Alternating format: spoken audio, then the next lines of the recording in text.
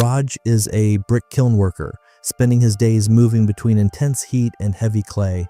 To survive, he works 16 hours a day. Around 12:30 a.m., when most people are fast asleep, he begins heading to work. From his home, it takes about 15 minutes on foot to reach the kiln. Once he arrives, he changes into his work gear and, as usual, starts by preparing the kiln's combustion chamber. Together with other workers, he ensures that the ventilation channels inside the kiln are clear and that the fuel holes are properly aligned. Only then can the fire burn effectively. After the preparation is complete, the covers over the kiln openings are removed one by one. Coal powder is then spread into the kiln to raise the temperature, which eventually reaches around 900 to 1000 degrees. Firing 100,000 bricks requires an estimated 18 to 22 tons of coal, an enormous amount of fuel. As the night deepens, exhaustion begins to set in. The workers' eyelids grow heavy and their bodies stiffen from the relentless heat. To stay awake and regain some energy, one worker lifts a kiln cover and places a small kettle on top, using the residual heat to boil water. Before long, the kettle whistles. The worker carefully cleans a cup, pours in the hot water, and brews strong tea. After drinking, they take a short break before returning to their tasks. Throughout the night, the kiln covers are repeatedly opened to add coal powder, keeping the fire burning continuously. This process must be repeated over and over without pause. In Bangladesh, most kilns still use the zigzag firing system. By this point, the fuel is nearly depleted, and Raj needs to fetch more coal. Carrying a shoulder pole, he walks to the coal pile, shoveling coal into metal buckets. He then carries them back to the scorching kiln and pours the coal powder into large iron containers. Filling these containers requires repeated trips back and forth. Outside, the temperature is actually quite cold, but above the kiln, it is extremely hot. Some of the kiln covers glow red from the heat, forcing workers to wear wooden clogs to protect their feet. As the workers continue their labor, thick smoke rises from the tall chimney of the kiln, drifting into the air. This smoke is a major contributor to air pollution. Studies show that brick kilns are responsible for about 58% or even more of the surrounding environmental pollution. Like Raj, other workers also carry coal on their shoulders, transporting it between the coal pile and the kiln. Currently, there are between 7,000 and 8,000 brick kilns operating in Bangladesh. Including illegal ones, the actual number is much higher. Around 1 million people depend directly or indirectly on this industry for their livelihood. After several hours of continuous work, hunger suddenly strikes. Their meals are simple: puffed rice mixed with salt, oil, and spices. As they eat, they chat and laugh. After this brief rest and a small boost of energy, much of the night's fatigue fades away.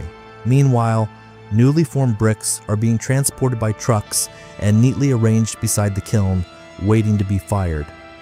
Everyone focuses on their own task, and the entire worksite operates like a well-coordinated system. Soon, the eastern sky begins to brighten, signaling the start of a new day. But Raj's work is far from over. He takes winter clothing from his bag and heads to the next work area. A long line of workers is already there, filling thick clay into wooden molds, then flipping them over to release the raw bricks onto the ground. This is the traditional brick-making process. Before placing the clay into the molds, a layer of sand is spread underneath to prevent sticking. This step is known as molding. A skilled worker can produce more than 1,000 bricks in a single day. These raw bricks are then left to dry under the sun, where the clay gradually hardens in preparation for firing. If they are not dried properly, the bricks may crack or break during the firing process. The soil used for brick making is not chosen at random. Excavators collect clay from specific areas, as its chemical and physical properties determine the strength of the final bricks.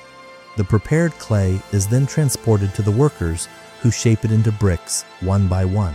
As the sun slowly rises, it does little to chase away the chill of winter.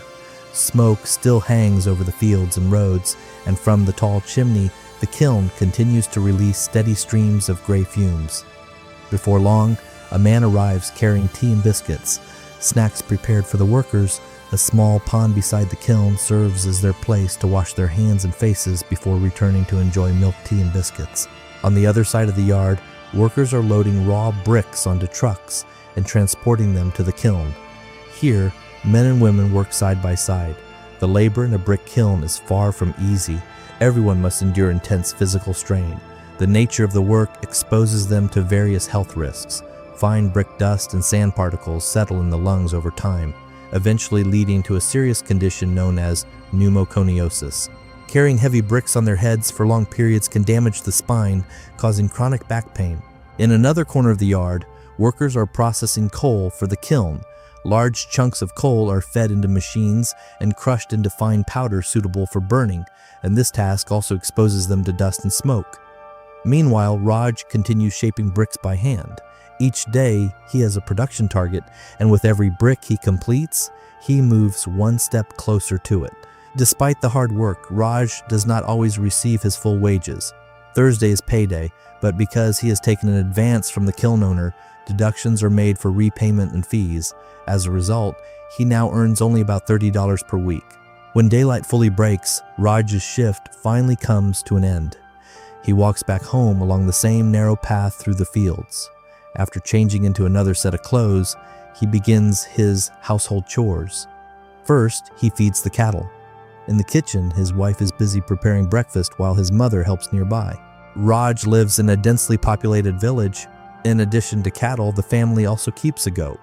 Their house is simple, with almost no decoration, but it is clean and orderly.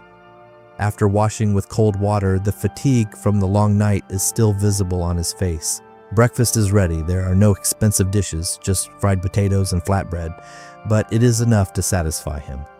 Because of poverty, Raj never had the opportunity to receive an education, yet he longs to change his fate and improve his family's situation, so he works tirelessly every day. For many people, this level of labor would already be unbearable, but for Raj, another shift is just beginning, this time in the fields.